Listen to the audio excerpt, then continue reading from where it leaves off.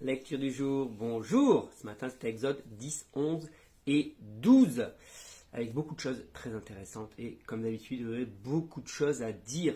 Ce que je retiens, la première chose que je retiens, c'est ce jeu un petit peu. On arrive aux trois dernières plaies, là, les sauterelles, les ténèbres et la mort du premier-né. Et à chaque plaie, le roi semble enfin dire ok, prie le Seigneur pour moi et puis je vous laisserai partir. À chaque fois, il met des conditions, bien sûr, qui ne sont pas respectables. Et puis une fois que Moïse prie pour que la plaie stoppe et que la plaie stoppe, le pharaon revient sur sa décision. Et je me dis quand même, nous on connaît l'histoire, on sait qu'il y a 10 plaies. Mais Moïse, il n'en sait rien combien il y a de plaies. Il en sait rien combien de temps ça va durer ce petit jeu de j'envoie une plaie, le pharaon dit ok, je vous laisse partir, la plaie s'arrête, paf, le pharaon change d'avis. Et à un moment donné, ça doit être relou. En mode, il doit se dire, mais jusqu'à quand, hein, jusqu'à quand on va y aller? Je vais prier pour lui, ça va s'arrêter, il va revenir, je vais envoyer une nouvelle plaie, je vais prier pour lui, il va revenir sur sa décision.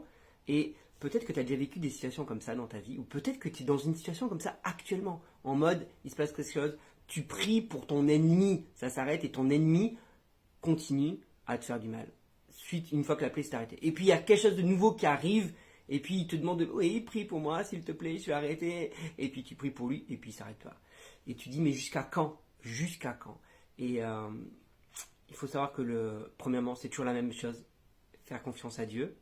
Jusqu'à quand? On n'en sait pas. Moïse ne le savait pas, jusqu'à quand? Il ne savait pas qu'il allait avoir 10 plaies. Mais il faisait simplement confiance à Dieu. Et comme Dieu le dit à plusieurs reprises, hein, mais il le redit, et je l'ai déjà dit hier, le but étant vraiment de montrer qu'il était lui le Seigneur, que c'est lui qui contrôlait la situation et que sa gloire allait éclater. Ça, c'était la première chose. Deuxième chose que je trouve vraiment intéressante, c'est que malgré tout ce qui se passe, le texte nous dit que les Égyptiens regardèrent favorablement les Israélites. Tu dis, c'est fou! C'est fou cette histoire. Alors, sûrement parce qu'ils devaient commencer à avoir de la crainte et de la peur par rapport à tout ce qui se passait, qu'ils avaient hâte que ça se finisse. Mais du coup, quand les Israélites viennent les voir pour leur demander de l'or, de l'argent, des pierres précieuses et tout un tas de biens, ils vont donner. Ils vont être en mode, allez-y, prenez, on n'en veut plus, mais foutez-nous la paix, quoi, que ça s'arrête, quoi.